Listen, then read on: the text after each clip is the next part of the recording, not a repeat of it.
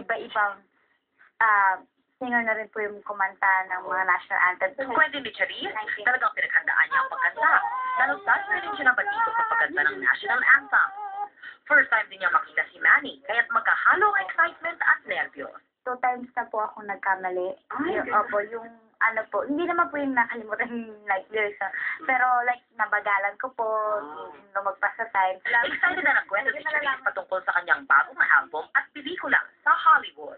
I-release ko po like couple days ago po yung pong Before It Explodes, written by Bruno Mars po.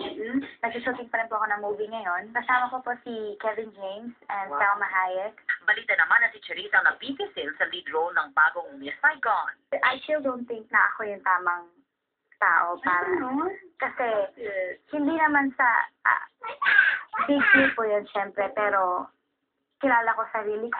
Malayo na ang narating ni Charisse at sa bawat pagsubok, kanyang pinagpapasalamatan ang suporta ng kanyang ina na di niya nakalimutang pasalamatan ngayong Mother's Day. Maraming salamat po sa lahat ng binigay niyo po sa akin. I love you po. Ano ba inuwi mo sa birthday ni Charisse bukas, pero trabaho pa rin ang kanyang pinagkakaabalahan.